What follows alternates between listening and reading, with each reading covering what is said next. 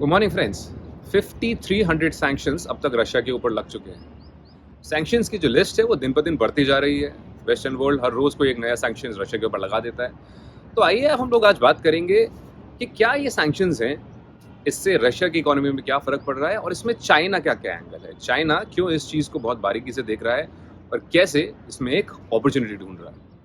Putin is the aggressor. Putin chose this war, and now he and his country will bear the consequences. For our part today, the UK is announcing the largest and most severe package of economic sanctions that Russia has ever seen. With new financial measures, we're taking new powers to target Russian finance, in addition to the banks we've already sanctioned this week today. With this package, we will target strategic sectors of the Russian economy by blocking their access to technologies and markets that are key for Russia. तो ये सबसे पहले जानते हैं कि ये जो sanctions हैं ये क्या क्या सैंक्शंस अब तक लग चुके हैं। तो सबसे पहले आप देखेंगे इकोनॉमिक सैंक्शंस लग चुके हैं। 4 मेजर रशियन बैंक्स हैं जिनके ऊपर EU कंट्रीज़ ने, US, UK इन सब ने एक सैंक्शंस लगा दिया है कि इनके साथ अब कोई काम नहीं कर सकता है। UK ने लिस्ट ऑफ बैंक रिलीज़ कर दिया है कि जब उनके जो एसेट्स हैं वो फ्रीज़ हो गए हैं, उनके साथ काम करना बिल्कुल बंद हो चुका है। तो जो भी लोग उन बैंक्स के साथ काम करते थे, उनमें एसेट्स थे, उनके साथ अकाउंट्स थे, अब उन सबको एक बहुत बड़ा इम्पैक्ट होने वाला है। दूसरा है कि उन्होंने रशिया के 7 बैंक्स को स्विफ्ट सिस्टम से निकाल दिया है। अब स्विफ्ट जो सिस्टम है वो एक मैसेजिंग सिस्टम है, वो पेमेंट सिस्टम नहीं है। अगर आप स्विफ्ट का पार्ट नहीं है तो ऐसा नहीं है कि आपके पास पैसा नहीं आ सकता है, वो पैसा आएगा। हाँ, उसका अलर्ट नहीं आएगा, उसका जो ईजी सिस्टम था आपके पास पहले काम करने का, वो अब थोड़ा सा हिंडर हो जाएगा। तो रशिया के पास जो बैंक्स है वो भी पैसा ला सकते हैं, पर उनको अब कोई दूसरा रास्ता ढूंढना पड़ रहा है। तीसरा है सैंक्शंस जो उन्होंने लगाए हैं लोगों के ऊपर। तो व्लादिमीर पुतिन, सर्गी लैवरोव और जो रशियन पार्लियामेंट या गवर्नमेंट जो है वहाँ के जो इम्पोर्टेंट लोग हैं उनके ऊपर भी सैंक्शंस लग चुका है, उनके एसेट्स फ्रीज हो चुके हैं।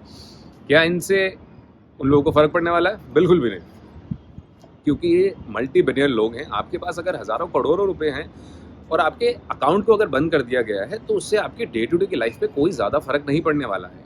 आपके पास इतना पैसा वैसे ही ब्लैक मनी में ऑलरेडी कहीं और रखा हुआ है, तो आपका काम चलाने के लिए अगले कुछ सालों तक, दशकों तक वो पैसा बहुत है। EU ने अपने एयर स्पेस के ऊपर रशियन फ्लाइट्स को बैन कर दिया गया है। हाँ, इसका एक बहुत बड़ा इम्पैक्ट पड़ेगा, क्योंकि जो लोग EU की तरफ जाते थे पहले, रशिया से बाहर निकलते थे, अब उनके लिए बड़ी प्रॉब्लम होने वाली है। उनका जो एयर स्पेस से बाहर ट्रैवल करने का वो रिस्ट्रिक्ट हो गया है। अब उनको सेंट्रल एशियन कंट्रीज़, चाइना और बाकी अदर कंट्रीज़ की हेल्प लेनी पड़ेगी।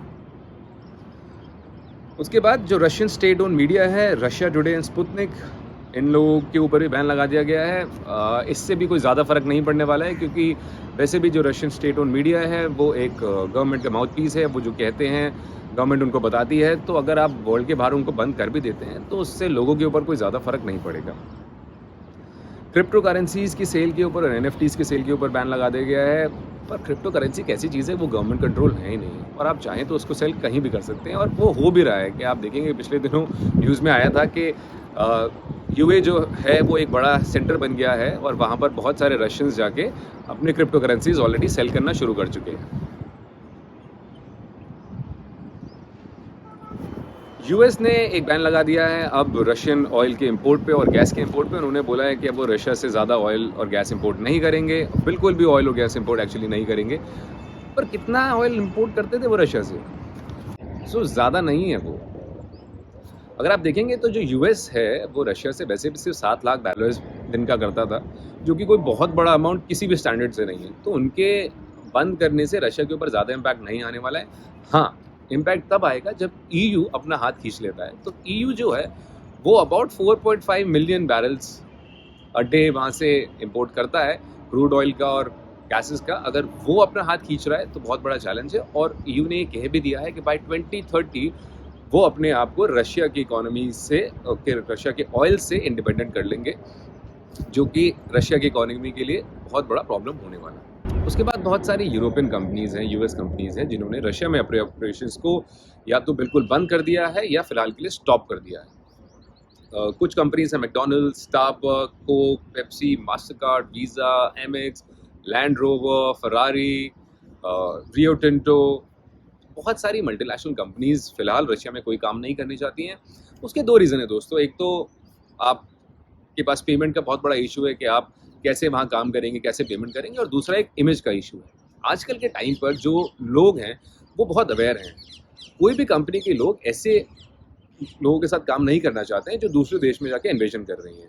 पर कहीं ना कहीं ये जो कंपनी के लोग हैं जो बोर्ड पे हैं, ये उनका कॉन्शियस डिसीजन भी होता है कि वो अपनी कंपनी के इमेज को ख़राब नहीं करेंगे और ऐसी कंट्रीज से अपने हाथ खींच लेंगे, जो कि अब रशिया में हो रहा। तो ये कुछ सैंक्शंस हैं जो ऑलरेडी लग चुके हैं। इसके अलावा लिस्ट बहुत लंबी है दोस्तों, हम उसमें डिटेल में नहीं जा सकते हैं, बट आइए देखते हैं कि इससे इम्पैक्ट क्या पड़ रहा है वर्ल्ड पर। वर्ल्ड को इस चीज़ से क्या नुकसान हो रहा है। सबसे पहले तो हमें पता है कि oil and gas, crude oil का जो प्राइस है वो $139 टच कर चुका है। अगर यही चलता रहा तो इंडिया में आपको इस चीज़ की और हमें बहुत प्रॉब्लम आने वाली है। हमारे जो घर की सब्जी है, जो राशन है, वो बहुत जल्दी महंगा होने वाला है।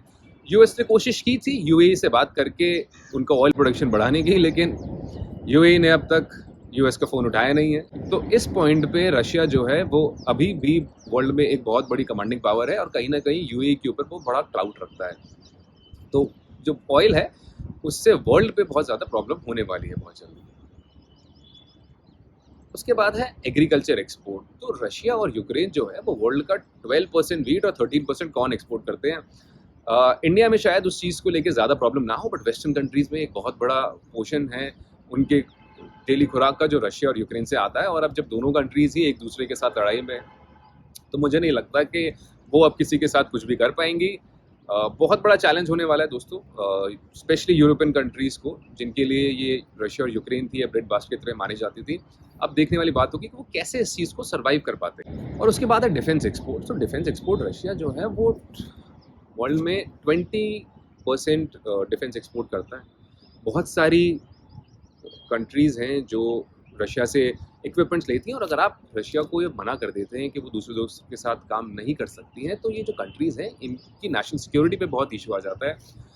और आप अपनी नेशनल सिक्योरिटी पे जब इशू आता है तो आप सैंक्शंस को नहीं देखते हैं, आप फिर तरीके निकालते हैं किसी और तरीके से उस देश के साथ काम करने के लिए। तो कहीं ना कहीं बाकी कंट्रीज़ भी अब यही सोच रही होंगी, इंक्लूडिंग इंडिया, कि रशिया के साथ अब कैसे हम बाकी काम कर सकते हैं। तो रशिया पे क्या फ़र्क पड़ रहा है दोस्तों? जैसे मैंने आपको बताया कि रशिया जो है वो इस चीज़ के लिए बहुत सालों से अपने आप को प्रिपेयर कर रहा है। उसको पता था कि ये सैंक्शंस आने वाले हैं। हाँ, इतने सैंक्शंस आएंगे शायद इस चीज़ का उसको इल्म नहीं था, पर पहले से रशिया प्रिपेयर है। 2014 में जब क्राइमिया एनेक्स किया, उसके बाद से सैंक्शंस लगने शुरू हो गए थे, और रशिया ने अपने आप को एक आत्मनिर्भर इकॉनमी बनाना पहले से ही शुरू कर दिया है।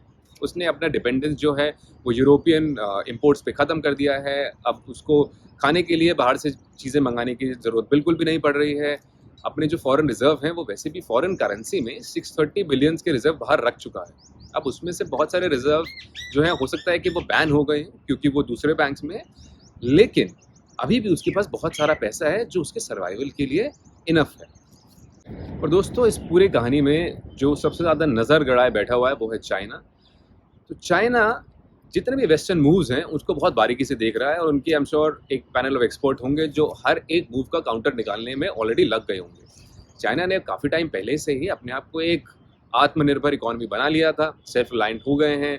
आपको याद होगा तो उन्होंने पिछले कुछ सालों में बहुत बड़ी बड़ी कंपनीज़ को फेल होने दिया है। जैकमा जैसे एक बहुत बड़े नाम को जो वर्ल्ड फेमस थे, उनकी कंपनीज़ का IPO नहीं जाने दिया, क्योंकि वो अपने आप को सिक्योर कर रहे हैं वेस्टर्न कंट्रीज़ के इन्हीं सैंक्शन से।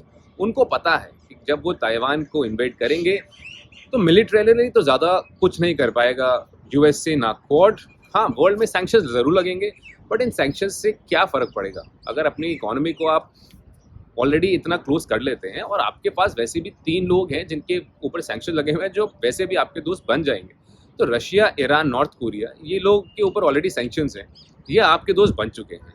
आपने अफ्रीका में और वर्ल्ड में बहुत सारी कॉलोनीज़ में बहुत पैसा बांट दिया है लोन की तरह, और उनके आधे एसेट्स आपने ले लिए हैं। वो कंट्रीज़ जो हैं वो वैसे भी आपके मॉडर्न गुलाम बन गए हैं। तो आपकी इकोनॉमी को जो चैलेंज है वो सिर्फ वेस्टर्न वर्ल्ड से है, जिसके लिए आप अपने आप को फुल प्रूफ अभी से करना शुरू कर रहे हैं।